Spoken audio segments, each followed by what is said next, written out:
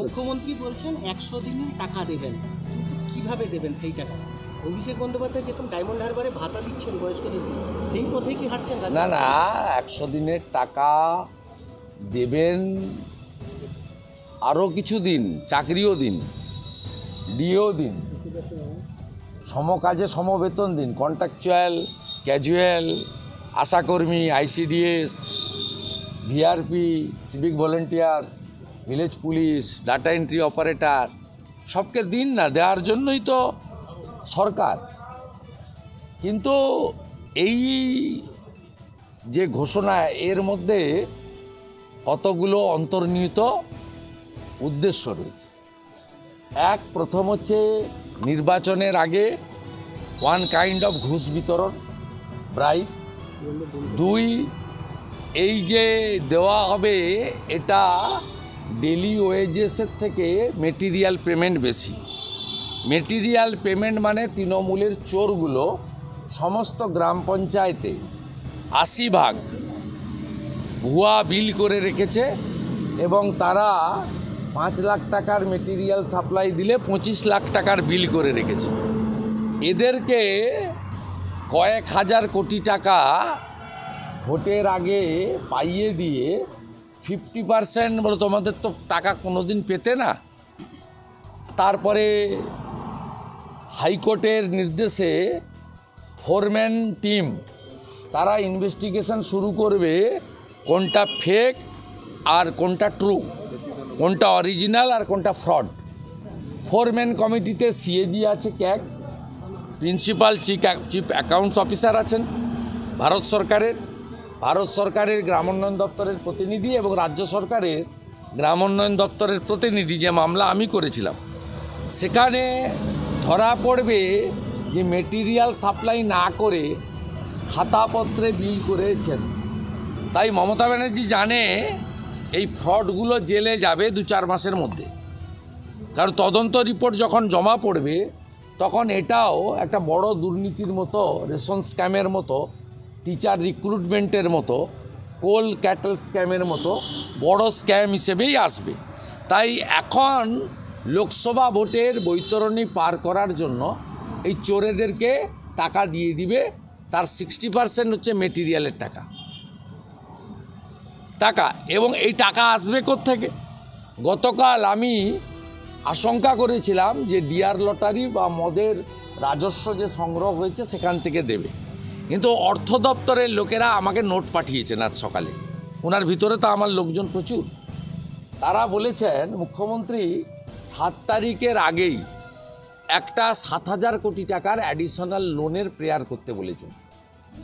7,000 কোটি টাকা অ্যাডিশনাল লোনের প্রেয়ার করার জন্য বাজেট সেলকে বলেছেন এবং এইটা লোনটা তিনি নেবেন, যেহেতু লোনের সিলিং এখন বেশি। কিন্তু এর ক্ষতিটা কি হবে? রাজ্যের ঋণের পরিমাণ বাড়বে এবং আগামী অর্থবর্ষে বেতন থেকে লক্ষ্মীর ভাণ্ডার, বার্ধক্য ভাতা থেকে শুরু করে গ্র্যাচুইটি, প্রভিডেন্ট ফান্ড, পেনশনার্সদের টাকা, ওল্ড এজ পেনশন এবং যে স্কিমগুলোতে রাজ্য সরকার নিজেরা চালায় অথবা ম্যাচিং গ্র্যান্ট দিতে হয়, যেমন 951 কোটি টাকা পরশুদিন এসেছে জল জীবন মিশনে। সেই 951 কোটি টাকায় ভারত সরকারের জলশক্তি দপ্তরের শর্ত দিয়েছে কি, সমান 951 কোটি টাকা পশ্চিমবঙ্গ সরকারকে ওই সেম অ্যাকাউন্টে দিতে হবে। তারপরে এই 951 কোটি টাকা আপনি হাত দিতে পারবেন এবং এই 951 কোটি টাকা আপনি ডাইভারশন করতে পারবেন না। তাই মমতা বন্দ্যোপাধ্যায় এই রাজ্যকে রসাতলে পাঠানোর জন্য, এই রাজ্যের অর্থনৈতিক অবস্থাকে একেবারে ধ্বংস, কারণ পরে উনাকে চালাতে হবে না, উনি জানেন বিজেপিকেই চালাতে হবে। তাই উনি একবারে কফিনের শেষ পেরেকটা মারার জন্য 7,000 কোটি টাকা অ্যাডিশনাল লোনের প্রেয়ার করতে বলেছেন।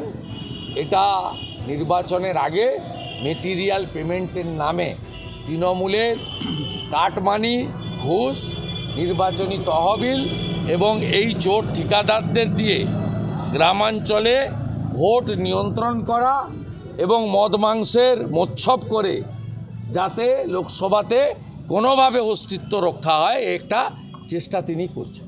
দাদা, যৌথ মঞ্চের যারা মঞ্চ বেঁধেছিল তাদেরকে সকাল থেকে খোলার নির্দেশ তারা যথারীতি খুলছে এবং তার সাথে জানিয়ে রাখছেন যে যেভাবেই হোক না কেন তাদের দাবি চালিয়ে যাবেন।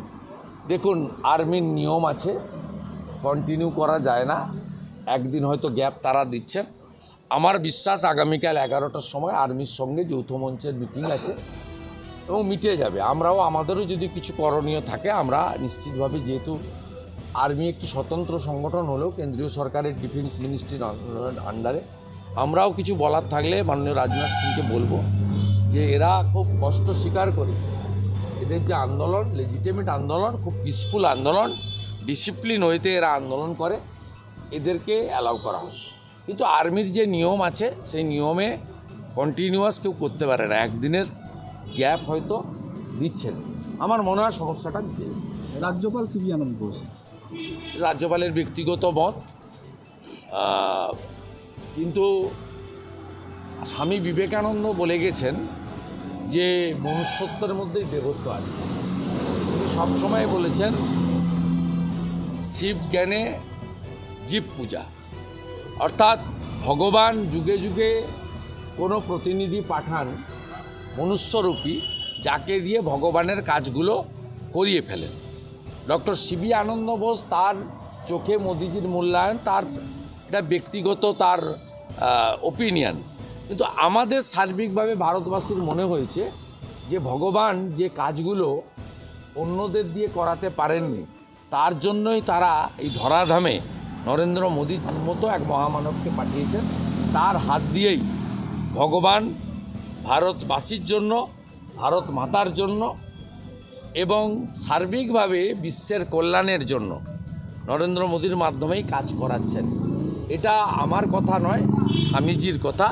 স্বামীজি বলেছিলেন যে আমি অল্প সময়ের জন্য পৃথিবীতে এসেছি মনুষ্যত্বের মধ্যে ঘুমন্ত দেবত্বকে জাগ্রত করতে। তাই মানুষের মধ্যেই দেবতা আছে এবং দেবতা কোনো একজন ব্যক্তিকে উপলক্ষ করেই তার চিন্তা ভাবনা, তার ইচ্ছাকে কার্যকর করেন। সেইটা হয়তো নরেন্দ্র মোদীজি। রাজনৈতিক বিরোধিতা করার জন্যই বাংলাকে আর্থিকভাবে বঞ্চনা করা হচ্ছে। সে জায়গায় কেন্দ্র সরকার 12 লক্ষ কোটি টাকা ঋণ মকুব করলো, কিন্তু রাজ্যের 6000 কোটি টাকা কেন মকুব না? কি 6000 কোটি টাকা মকুব? মমতা ব্যানার্জি আজকে প্রেস কী কনফারেন্স, চলবে? মানে রাজ্যের যে ঋণ রয়েছে এবং বামফ্রন্ট আজকে আবার প্রেস কনফারেন্স কোথায় হবে? গতকাল আজকে প্রেস কনফারেন্স করে বলেছে। কী বলছেন আমি নিজেই জানি না। এই রাজ্যের ঋণের পরিমাণ তো 6 লক্ষ কোটি টাকা। 6000 কোটি টাকা কেন মকুব? 6000 কোটি টাকা কোথায়? যেটা বামফ্রন্ট আমলে, বামফ্রন্ট আমলে ঋণ ছিল 1,98,000 কোটি টাকা। চোর মমতা সেটাকে বাড়িয়ে 6 লক্ষ কোটি টাকা করেছে। বামফ্রন্টের আমলে বেকার ছিল 1 কোটি, চোর মমতা সেটাকে 2 কোটি করেছে। বামফ্রন্টের আমলে পরিযায়ী শ্রমিক ছিল 5 লাখ, চোর মমতা সেটাকে 50 লাখ করেছে। সাংসদ দীপক অধিকারী হঠাৎ তিনি 12.5 বছরে 21,000 নতুন মদের দোকান দিয়েছেন। এটাই মনে হচ্ছে ওনার সাফল্য। আর প্রতিটা বাজারে গেলে 10টা টেবিল, 10টা টুল, বিয়ার লটারি। আর সোল্ড টিকিটের লটারি লাগে না, আনসোল্ড টিকিটের লটারি লাগে। দীপক আর অধিকারী লটারি পেয়েছে কে? অনুব্রত মণ্ডল, কন্যা সুকন্যা, নলাটির এমএলএ রাজেন্দ্র সিংয়ের ভাই পাপ্পু সিং, তৃণমূলের এমএলএ বিবেক গুপ্তার বউ জোড়াসাগর, তারা পান কোটি টাকার লটারি। আর গরিব লোক বাজারের বদলে লটারির দোকানে 300-400 টাকা খরচা করে দিয়ে খালি হাতে বাজার যায়, ঘরে যায়, রেশনের চাল ফুটিয়ে খায়। এই হচ্ছে পশ্চিমবাংলার আসল অবস্থা। সাংসদ দীপক অধিকারী আচমকাই 3টে পদ থেকে ইস্তফা দিয়েছেন, এইটা নিয়ে এ তো সবে সকাল, এখনও তো দুপুর হয়নি, অপেক্ষা করুন না। সাংসদ পদ থেকেও পদত্যাগ করবে, দেখতে থাকুন।